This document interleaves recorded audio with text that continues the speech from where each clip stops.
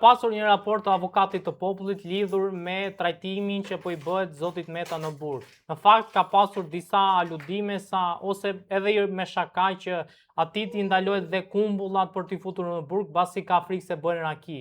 Pra deri këtu ka shkuar, po themi, kjo ndalesa e zotit Meta për të mos bërë gjëra në burg? Shiko,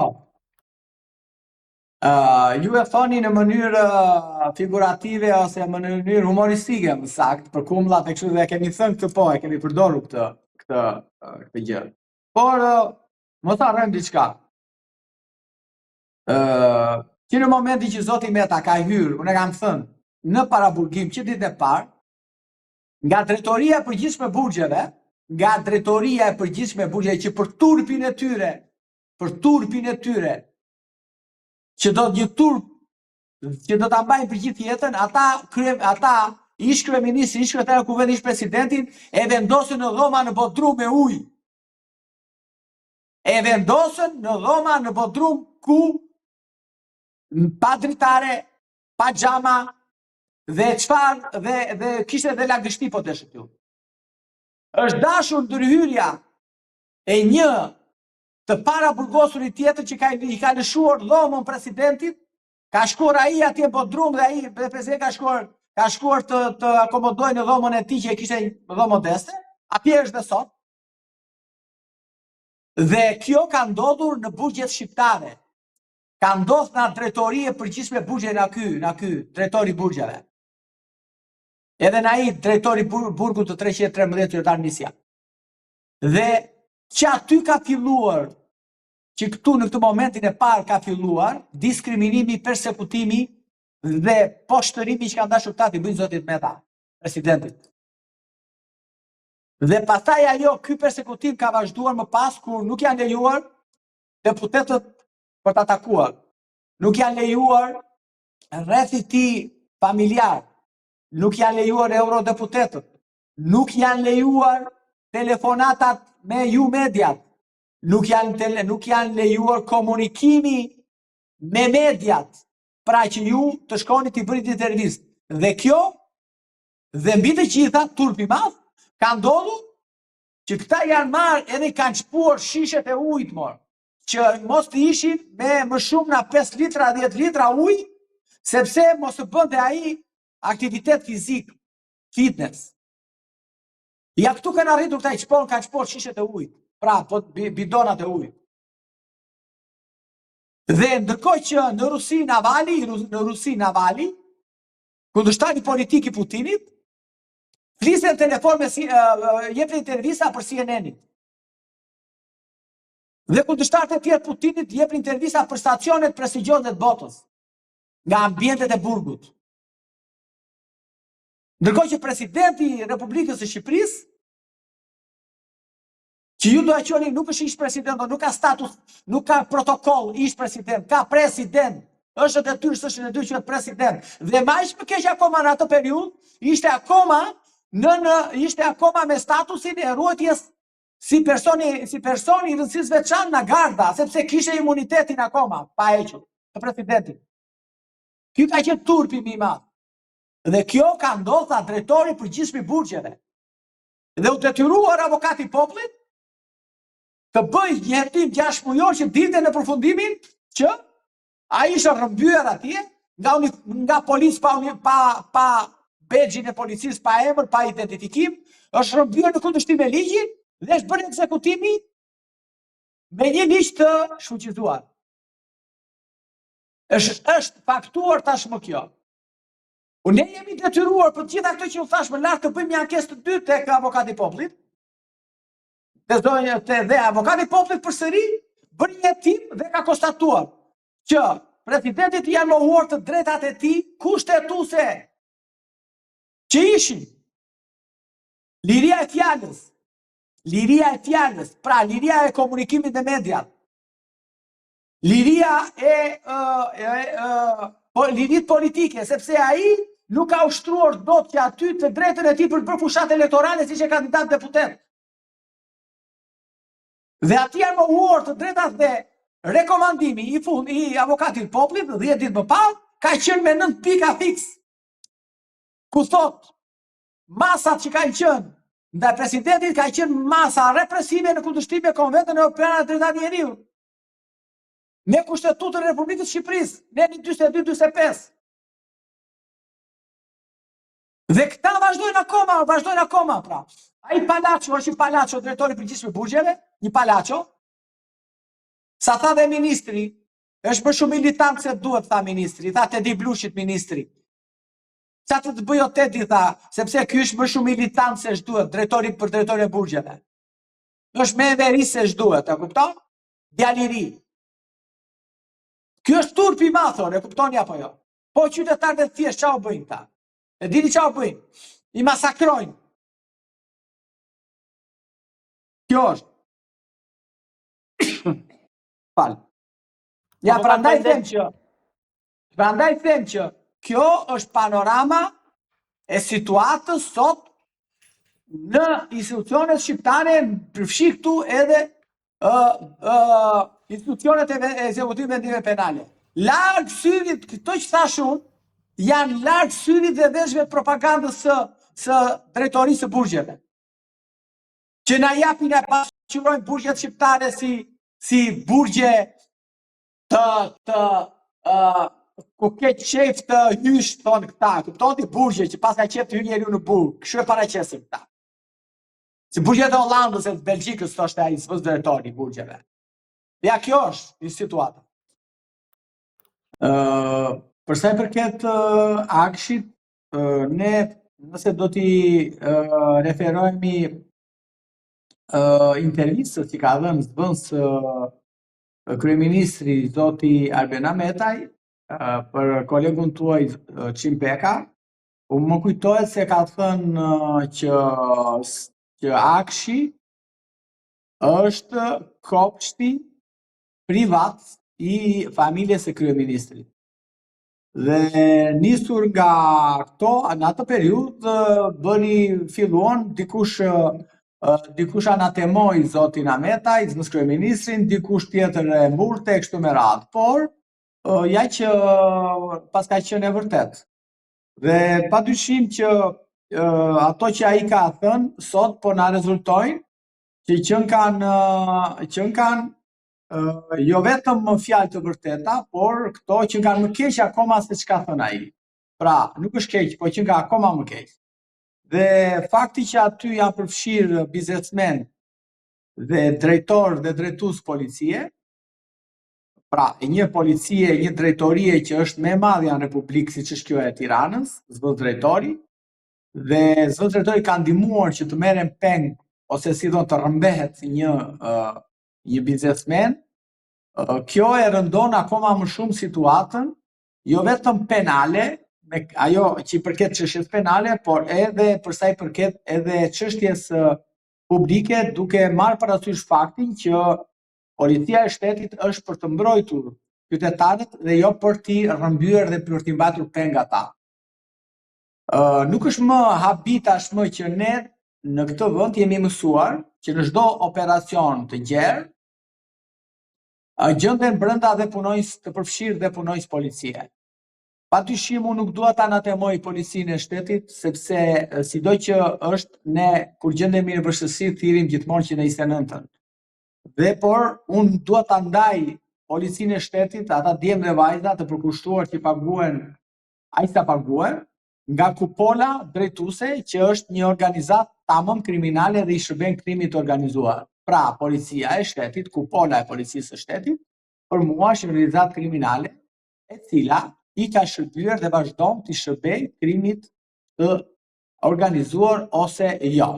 Dhe kështu që faktet janë aty, provat janë aty, kjo që po them unë nuk është ndonjë gjë që qytetarët tashmë nuk e dinë, ata janë mësuar.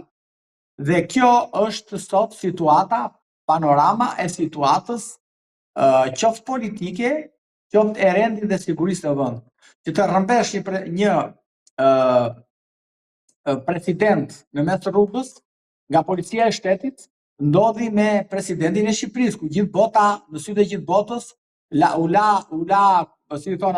u habit me Shqipërinë, por kur rrëmbehet presidenti, ai biznesmeni që rrëmbyer me ndihmën e zëvendës drejtorit të policisë, nuk është asgjë, ose s'është asgjë fare, është minimumi i minimumit që mund të bëj policia.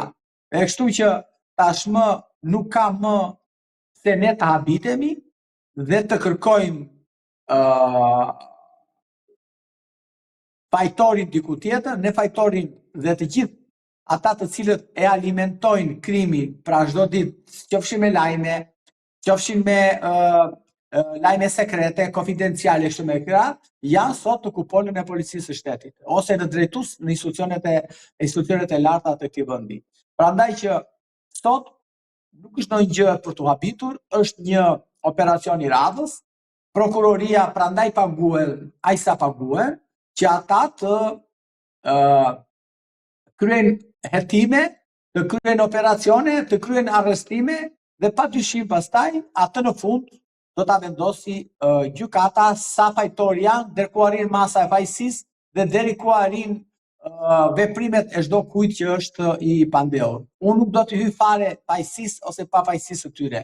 Unë po flas në kontekstin ku gjendet sot biznesi shqiptar që nuk guxon të marrë pjesë në një tender, ku gjendet sot policia e shtetit që në vend që ajo të jetë mbrojtëse e biznesmenit, ajo shkon dhe rrëmben atë.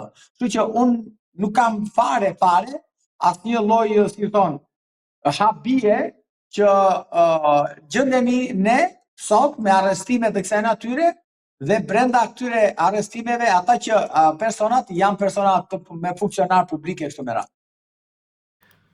Avokat, disa kohë më përpara në fakt u zhduk edhe Daniel Shima, ish zëvendës drejtori i Akshit. Dhe ai deklaroi që ka pasur një konflikt me, po themi, të dashurën e tij. A besoni në alibin e tij apo ka qenë edhe ky si rasti i biznesmenit Geron Meçe, i cili u rrëmbye në bashkëpunim dhe me zëvendës drejtorin e policisë? Atëherë në atë periudhë u fol, por nëse do t'i referohemi dëshmisë përsërit të ish zëvendës kryeministrit, ai e ka përmendur këtë fakt. Dhe unë mendoj se ai zotëria është padyshim duhet parë dhe duhet hetuar dhe besoj se investigatorët pra prokuroria dhe hetuesit besoj se kanë informacion më të saktë, më të zgjeruar, më të detajuar pa çfarë ka ndodhur atij zotërisë. Dhe nëse ai është rrëmbyer dhe si splitet është shantazhuar po nga kryeministri për të heshtur, atëherë ne jemi përpara një shteti tërësisht kriminal. Dhe kjo është ajo, kjo do të ishte akoma, do ta bënte këtë situatë akoma më të tmerrshme. Dhe unë nuk do ta besoj, nuk do ta besoj sepse unë jetoj këtu në këtë vend dhe nuk do ta besoj që kryeministri i vendit tim të arrijë në këto nivele. Por nëse hetimet e prokurorisë posaçme kanë arritur dhe ta kenë zbuluar dhe zbardhur këtë histori, unë mendoj se padyshim që kjo ka një rëndësi të madhe për hetimin, por mendoj dhe besoj që kjo do jetë një jo provë, po kjo do jetë fundi i shtetit demokratik në Shqipëri. Kështu që unë kam asnjë dyshim për korrupsionin, për çdo lloj gjëje, po mua më lindi që më bëjnë shumë pesimist kur brenda në këtë korrupsion përfshihen zyrtarë të lartë të vendit. Padyshim që korrupsioni është një diçka që ka lindur me njeriu, do eci me njeriu, nuk mbyllet sot as nesër, do jetë një luftë e përhershme e shtetit e kështu me radhë dhe organet ligjpatuese. Por kur korrupsioni drejtohet, organizohet, drejtohet në nivelet e larta të qeverisë, atëherë ne kemi të bëjmë me një shtet tërësisht të kriminalizuar. Dhe kjo është ajo për të cilën ne habitemi sot që arrestohen dhe në ato përgjime të këtyre personazheve ose dëshmitë e këtyre dalin emra të atyre të cilët qytetarët u japin votën për t'i drejtuar, u japin mandate qeverisë ose u japin mandat që ata të bëjnë ligje në kuvend ose të miratojnë ligje dhe ata dalin që janë mafiozë. Sepse të kesh qasje të tilla, duke intimiduar, duke kërcënuar, duke bashkëpunuar, duke drejtuar, por madje edhe sikur ta dish. Atëre ti tregon dhe njëri tjetër që je nuk je më shërbëtor i popullit apo i vendit tënd, po je një drejtues i organizatës kriminale. Prandaj që edhe zoti Shima që është përfolur më parë, unë nuk dua thash të besoj që ai të ketë qenë i shantazhuar drejt për drejt nga kryeministri dhe të mjetë marrë peng me djenin e kryeministrit. Kështu që le t'ja lëm kohës, t'japim kohë për çfarë mund të dalë në të ardhmen, nëse është e faktuar kjo ose jo, por që ai ka qenë i rrëmbyer nga bandit të veshur me pushtet politik ose me pushtet ekzekutive kështu me radhë. Zoti Cakra, a mendoni që ka pasur konspiracion në këtë operacion, pasur parasysh këtu edhe mosgjetjen në banesë të Ergy Sagasit dhe Ermal Beqira, pra dy biznesmen të përfshirë në afera korruptive, siç thot prokuroria e posaçme? Atëre, nuk është rasti që dy personat kryesor, kyç të këtij hetimi, që janë zoti Agasi dhe zoti Beqiraj, janë arratisur dhe kanë shkuar pikërisht në vendin ku mblidhen të gjithë të kërkuarit e policive të vendeve të Europës dhe të botës. Pra ka shkuar në Dubai. Dhe fakti që ata janë arratisur në Dubai dhe pasi ata janë arratisur ka dalë urdhrat e arrestit, unë po them, po ta përshkruaj në një mënyrë, po themi fantazim time, që i bie, po themi, alo, telefoni, alo, po, mbritët në Dubai, po, i thonë ata. Atëherë ne do nxjerrim fletë arrestet. Ja kështu është ky skenar. Alo, mbrita, nxjerrim fletë arrestet. Kështu që kjo tregon edhe një herë dhe vërteton edhe një herë që organet tona ligjzbatuese dhe prokuroria e posaçme nuk është në nivelin e punës e lartësinë e saj, që të mbaj në mbikëqyrje personat të cilët kanë rrezikshmëri qoftë për prishjen e provave, qoftë për intimidim dëshmitarëve, po qoftë edhe për arratisje që t'i shtojnë drejtësisë. Pra, vërtetoj edhe një herë që prokuroria e posaçme Spaku tashmë është e dështuar tërësisht të punën e vet. Tani po e marr dështim në kuptimin që nuk dua të besoj që prokurorët kanë sinjalizuar persona që të largohen, sepse kjo do ishte fundi botës dhe këtë nuk mundet unë tani t'ua them juve që prokurori ka marrë telefon. Jo, por fakti që ata janë arretisur dhe fakti që ata janë shpëtuar drejtësisë e vërteton këtë që ka patur një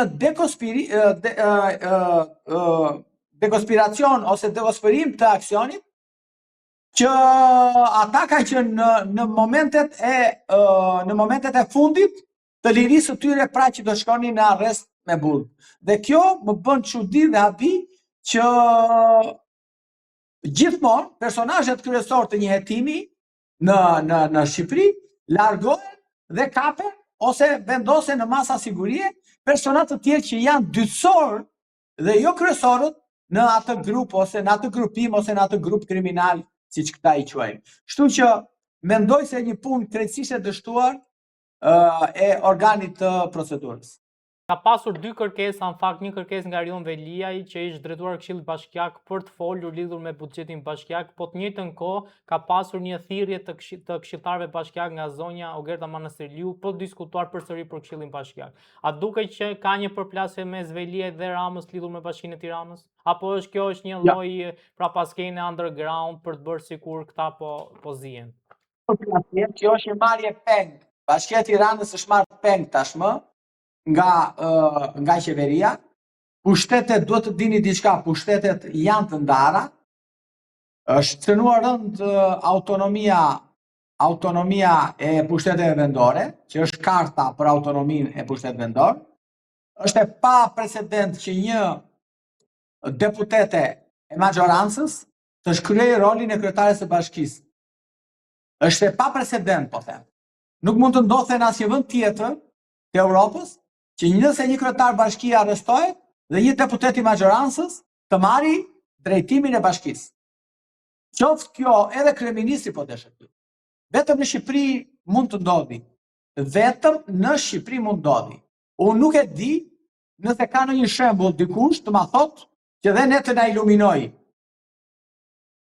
Bashkit janë të ndara nga qeveria. Pushteti vendor ose lokal është i ndarë me kushtetut me ligj nga qeveria. Nga kryeministri. Ata mund të vetë qeverisen sepse kanë parlamentin e tyre. Kanë departamentet e tyre, pra vetë qeverisja, prandaj thonë, ligji për vetë qeverisje. Dhe ata aty kanë nën kryetar bashkie. Kur ndërkohë që kryetari i bashkisë është akoma i padënuar, kryetari i bashkisë është akoma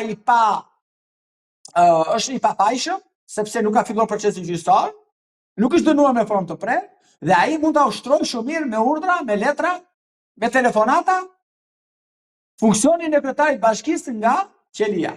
Sepse ligji ja lejon. Prandaj ligjvënësi ka vendosur në ligj dhe kushtetut që ndaj kryetarit të bashkisë nuk mund merret masë pezulluese. Dhe fakti që ligji e ka të shkruar e zezami të bardhë këtë, atëherë kryetari i bashkisë ka të gjithë të drejtën e tij, jo që u bë dhe një rrugtim, po deshet ju, edhe kushtetues. Çështja shkoi në gjykatë kushtetuese, gjykata kushtetuese i dha të drejtë kryetarit të bashkisë, duke pretendimet e tij që ai mos të shkarkoj, pra nuk ka legitimiteti ta shkarkoj kush, pra ai është kryetar bashkie.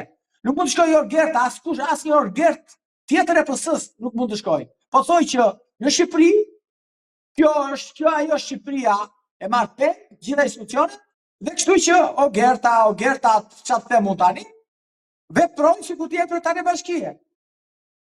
Sepse nuk ka institucione. Ktu ajo po kryen një detyrë që të cilën po mban një funksion të cilën është në shkelje të plotë të ligjit dhe të kushtetutës. Dhe unë mendoni, nëse do kishte një kazri penal për atë zonjën, që ajo ushtron funksionin e kryetarit bashkisë, ajo do të merret në përgjegjësi penale Ogerta.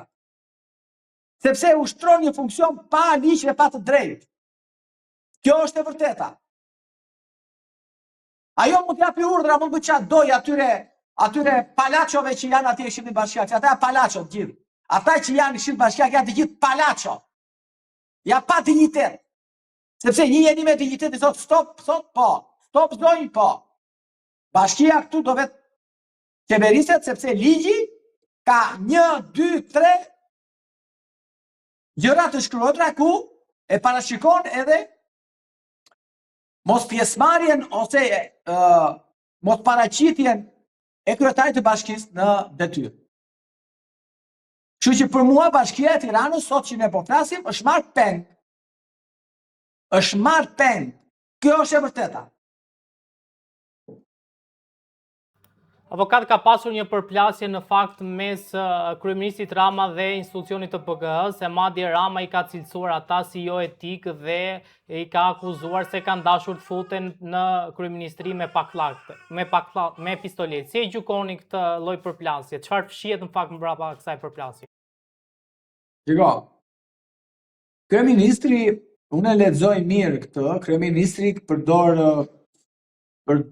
një gjuhë populiste kur i shpjegon gjërat. Atëherë, ne po ta marrim ta thjeshtësojmë.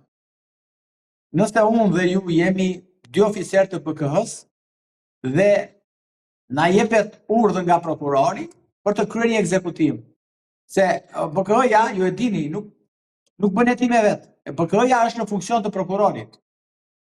Dhe prokurori thotë, ju do shkoni në X institucion, qoftë ky dhe kryeministria, për të kryer një ekzekutuar një vendim gjykate. Që brenda në atë vendim gjykate mund të jenë shumë pika, mund marrë dosje të këqyr, dosje të këqyra te këtë.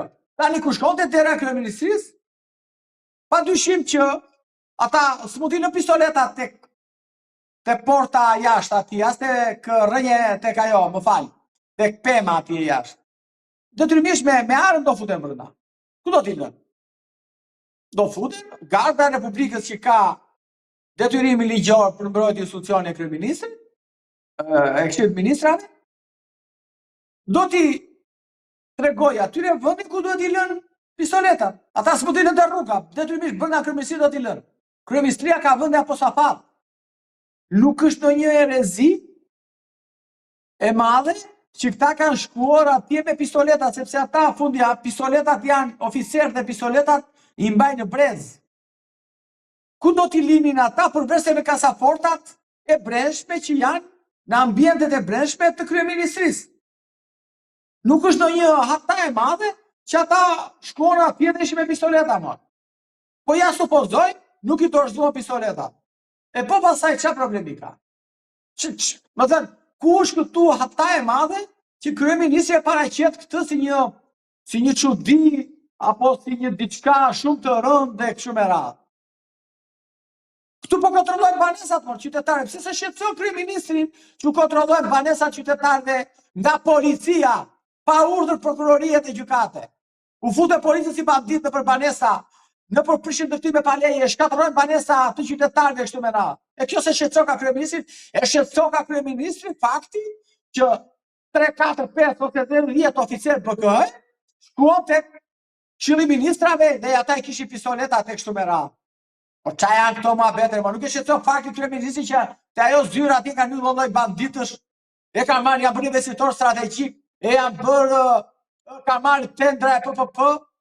Kjo nuk e shqetëson ka kryeministri, por shqetëson ka se ata djem për të bërë një detyrë për mbushur një detyrë të tyre, kanë shkuar me pistoleta. Prandaj them që unë mendoj se kjo lloj qasje i shërben më shumë kryeministrit për populizmin e tij se sa për ka interes për publikun, për shkeljen e ligjit e kështu me radhë.